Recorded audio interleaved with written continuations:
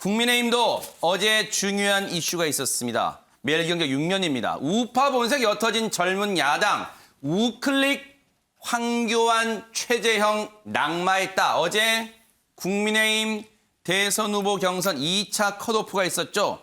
말 그대로 걸러낸다는 겁니다. 몇몇 후보를요. 그런데 이렇게 지금 사진에 실린 네 후보가 2차 컷오프에서 살아남은 후보들입니다. 자, 관련 얘기 얼굴만 봐도 이름하고 거의 다 이 네 분 정도는 다 국민분들, 시청자분들이 아실 거예요. 관련 얘기 들어보시고 이어가 보도록 하겠습니다. 열렬하게 지지해 주신 거에 대해서 감사하고 또 부족한 부분을 보완해서 나머지 최선을 다하겠습니다. 당원 동지 여러분께서 그 압도적인 지지를 해 주신 것으로 그렇게 알고 있습니다. 네. 어떤 소문에 의하면 제가 1등했다고 합니다. 진영에서 서로 막 1등했다고 하는데 저를 4강에 포함시켜 주신 우리 시민들과 당원들께 감사드리고 끝까지 최선을 다해서 국민의힘의 자랑스러운 후보가 되도록 하겠습니다. 안 되신 분들도 같이 힘을 합쳐서 우리 전국교체 같이 힘을 합쳐주기를 제가 간절히 바랍니다. 4강에 진출을 하게 된 것에 대해서 그동안 응원해 주신 분들, 그리고 걱정해 주신 분들에 대해서 진심으로 감사를 드립니다. 이재명을 잡는 고스트 버스터가 될 겁니다. 네. 지금 보신 것처럼 원희룡, 유승민, 윤석열, 홍준표 이 이름 순서는요. 당에서도 당 선관위에서도 밝혔지만 가나다 순으로 발표했습니다. 그래서 그걸 그 취지를 참고 삼아서 원희룡, 유승민, 윤석열, 홍준표 사진 배열도 그 순서로 돼 있습니다. 국민의힘 경선 후보 확정됐습니다. 이제 다음 달 5일 날 최종 후보 결선 투표 없습니다. 국민의힘은요. 결선 투표 없이 바로 5일 날 확정이 되는데 신성범 의원님께 안 여쭤볼 수가 없어요. 경선 결과 어제 2차 컷오프 어느 정도 예견대로 갔습니까? 어떻습니까? 예견됐는데 우선 매일경제가 참 합리적이에요, 그죠? 왜요? 가나다 순으로 저게 배치를 해주니까 굉장히 좀 공정하게 해주셔서 감사하고. 근데 결국은 어떻게 보면 마지막에 황교안 후보가 4.15 부정선거 이야기하면서 당심에서 많이 따라잡았다. 그래서 황교안 후보가 4강에 들어온 거 아니야 이런 이야기가 많았는데 결국은 원희룡 후보가 어떻게 보면 뒷심이랄까 저력을 발휘한 거죠. 그러니까 토론도 잘했고 이재명 대장동 의혹에 대한 일타 강사를 자처할 정도로 합리적인 분이 들어오셔서 4명이 이제부터 국민의힘의 대선 경선은 시작이다. 진검승도 그런 말 하더라고요. 네. 당장 11일 그 다음 주 월요일 날 광주, 전남, 전북에서 합동 토론을 하는 거예요. 그러니까 네. 이제 떨어진 분이 오히려 더 중요한데 말씀하셨다시피 제가 말씀드린 바와 같이 황교안 후보는 4.15 부정선거 말씀만 줄곧 하시다가 당심에 기대를 했지만 오히려 안 됐고 특히 최재형 전 감사원장의 경우 네.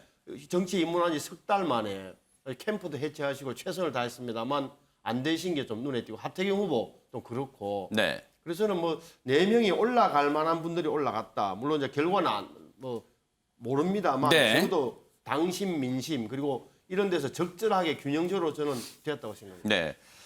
사실 이제 어느 정도 예견됐다는 후보들은 아마 모르긴 몰라도 유승민, 윤석열, 홍준표 후보일 거라고 이 전망이 분석이 됩니다. 왜냐하면 대체적으로 언론들이 1위부터 3위까지는 거의 답정너식으로 정해졌는데 누가 4위를 차지할 것인가 여기에 관심이 쏠린다. 그 기사 기억나실 거예요. 그런데 그래서 그럴까요?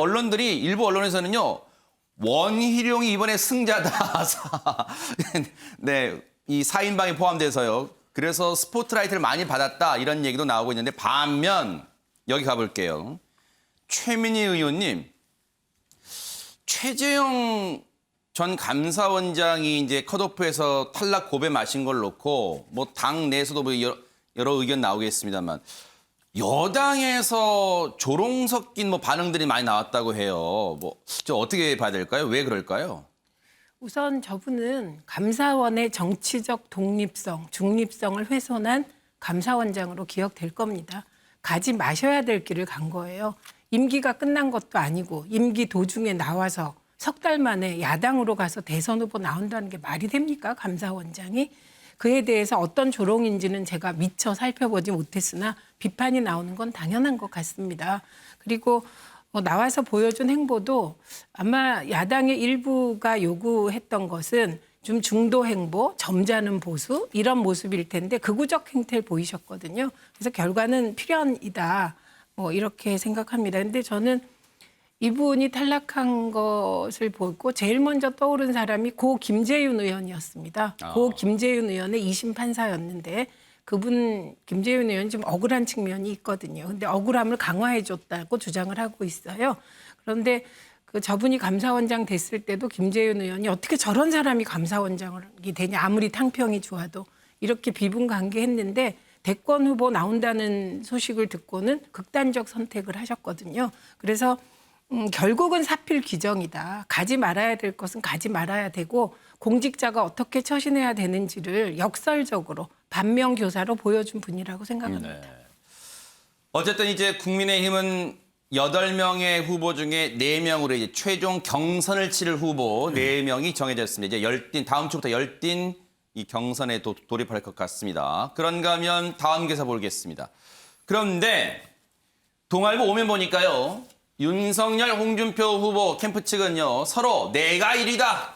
앞서 뭐 홍준표 후보도 이 컷오프 이후에 이 소감을 밝힌 부분에서 일각에서는 내가 1위라고 합니다. 뭐 그런 말도 했잖아요. 늘어난 2040 당원 표심이 본경선 변수가 되겠다. 신성범 의원에게 다시 한번 안 여쭤볼 수가 없어요.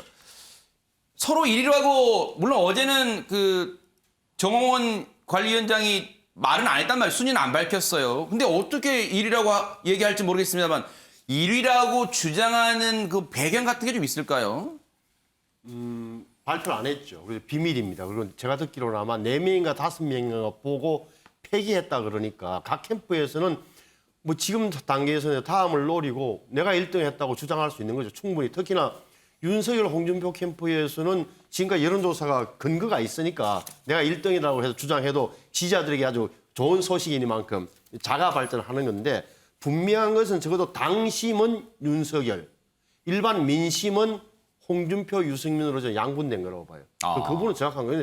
우리가 유심히 봐야 될 게 이런 거예요. 그러니까 당심은 윤이라는 것은 뭐 여러 차례 확인된 바가 있고 민심에 이제 의외로 유승민 후보도 일반 여론조사에서는 꽤 나왔다는 게 당 안팎의 이야기란 말이에요. 그런 얘기를 좀 전해 들으셨어요? 어떻게 보면 이렇게 보면은 양강에서 제가 볼 때는 오히려 3강 정도로 조금 처지지만 유승민 후보가 3강 정도로 올라간 게 아닌가 싶고 앞으로 이 대목이 계속 중요할 겁니다. 왜 그러냐면은 지금 당원들이 이준석 이전에 28만이었어요.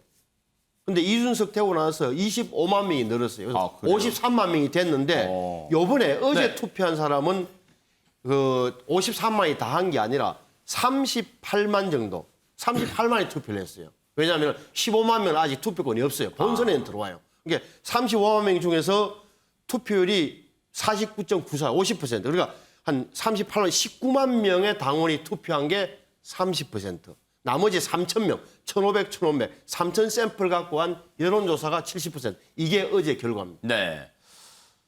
서로 1위로 일단 주장합니다. 일종의 기싸움일 수도 있겠어요. 그런데 조선일보 6면 볼게요. 조선일보는요. 이렇게 제목을 달고 있습니다. 종합 1위 윤석열, 2위 홍준표, 3위 유승민, 4위 원희룡. 그리고 사진 배열도 가나다 순위 아니라 그냥 순서를 배열을 했어요.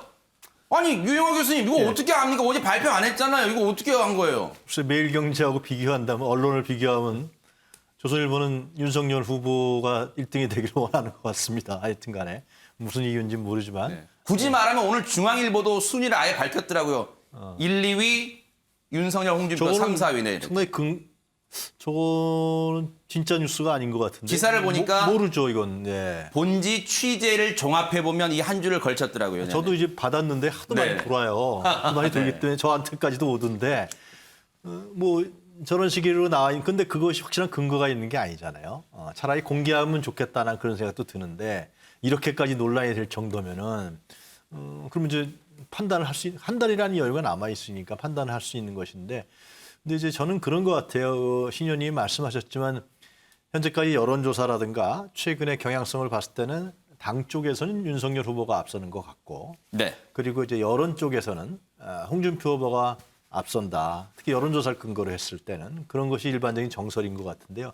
앞으로 볼 이제 관전 포인트는 일반적으로 봤을 때는 이제 이 당심은 민심에 의해서 영향을 받습니다. 우리가 선거를 쭉 봤을 때 그걸 동조화 현상이라고 합니다.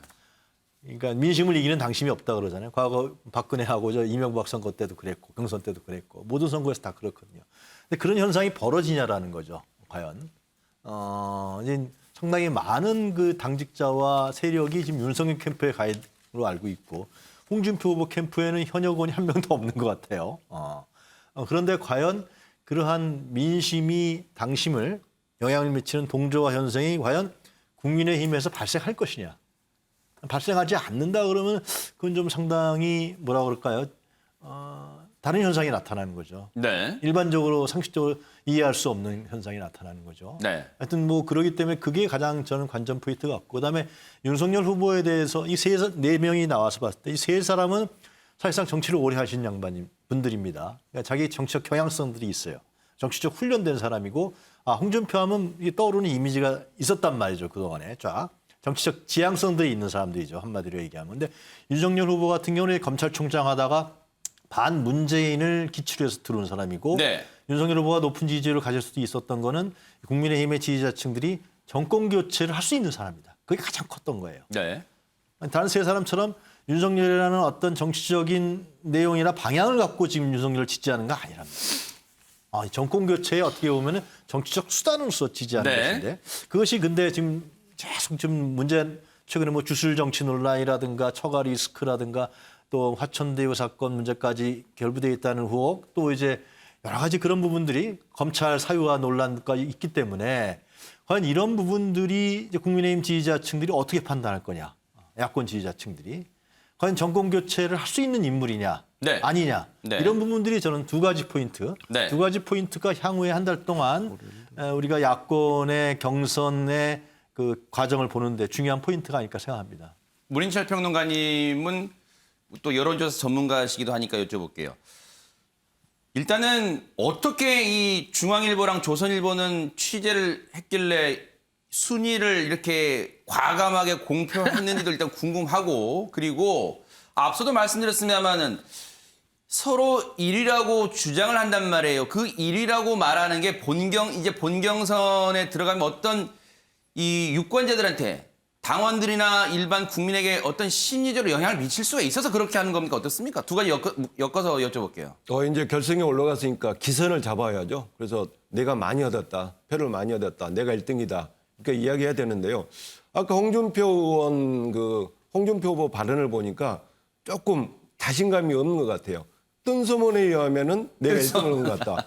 네. 그래서 1등이라는 확신이 없는 것 같아요. 그런데 이제 국민의힘에서 정확한 득표율은 여론조사나 또 당원들 표, 득표율은 발표를 못 하지만 상관위에 의뢰를 했다는 그 기사를 봤습니다. 그래서 순위는 발표해도 좋다. 그렇게 나와서 저게 가짜뉴스가 아니라 국민의힘에서 상관위 의뢰해서 물어보니까 순위는 발표해도 좋다. 그래서 종합 1위 윤석열, 2위 홍준표, 3위 유승민, 4위 원희룡 이렇게 나온 것입니다. 네. 그리고 이제 기선 잡혀서 뭐 당심이 어떠니 여론조사가 어떠니 이렇게 보는데 사실 기존에 쭉 여론조사를 보면은 1등은 윤석열이었어요. 그리고 당심도 보면은 그 여론조사에서 국민의힘 지지층 보면은 홍준표 후보보다 거의 2배가량의 지지율을 갖고 있는 게 대부분이었거든요. 물론 네. 또 어떤 그 여론조사의 경우는 홍준표 후보가 이기는 경우도 나왔습니다. 그런데 대다수를 보면은 그 윤석열 후보가 좀 1등인 걸로 나왔기 때문에 네.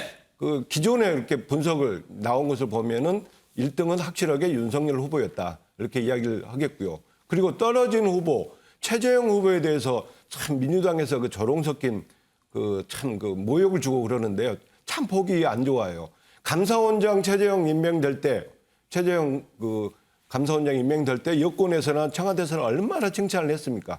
그런데 이제 최재형 후보가 어떤 선택을 했어요? 잘못돼가는 문재인 정부 이대로 볼 수 없다. 내가 어떤 그 정권에 대한 충성심보다는 대한민국에 대한 애국심으로 한번 나가보겠다. 물론 이제 본선에 못 올라서 1차에서는 이제 실패했다고 볼 수 있지만 그 정신은 계속 유지되고 있습니다. 그런데 그러한 최재형 후보를 바라보는 민주당 쪽에서는 얼마나 꼴보기 싫겠어요. 그러니까 저런 조롱도 나온 것 같고요. 네, 이제 앞으로 또 정리해볼까요? 윤석열 후보에 대한 그 어떤 조롱이나 그런 것도 계속 나올 걸로 보고 있습니다. 민주당에서는요. 네. 중앙일보 기사 보니까 이런 게 있습니다. 한번 보겠습니다. 이제 윤석열, 홍준표 후보 본경선에서 비중 커진 당원 득표율의 촉각을 곤두세우고 있습니다. 왜냐하면 2차 컷오프까지는요, 당원 이 당심 비율이 반영 비율이 30%였는데 이제는 본경선은요 50대 50입니다. 당원 투표 50, 일반 국민 참여 국민 여론조사 50 이렇게 하니까 늘어난 당원 득표율이 어떤 영향을 미칠까 촉각을 곤두세우고 있습니다.